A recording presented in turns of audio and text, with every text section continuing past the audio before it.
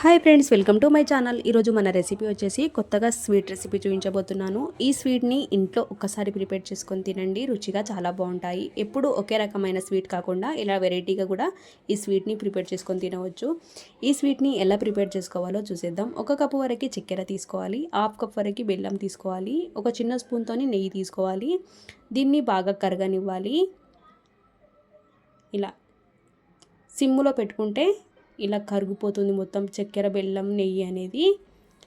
ఇలా మనం దీనికి కరెక్ట్ పాకం తయారవుందా లేదా చూసుకోవడానికి ఒక గిన్నెలోకి వాటర్ తీసుకొని ఇలా ముద్దగా అయితేనే మనకి ఇది కరెక్ట్గా వచ్చినట్టు. ఒక గిన్నెలోకి తీసేసుకుందాం. ఇది చల్లారాక ఇలా చేతితో తీసుకోవాలి. మనకి ఏ సైజులో కావాలో ఆ సైజులో అయితే కట్ చేసుకోవచ్చు. ఒక్కొక్క పీస్గా తీసుకొని రౌండ్గా చేసి పెట్టేసుకోవాలి. అలాగే కొన్ని నువ్వులు తీసుకొని నువ్వుల పైన అయితే ఈ లడ్డూలను పెట్టేసేయాలి. చిన్నపిల్లలైనా పెద్దలైనా ఇష్టంగా తింటారు. టేస్ట్ అయితే చాలా బాగుంటుంది.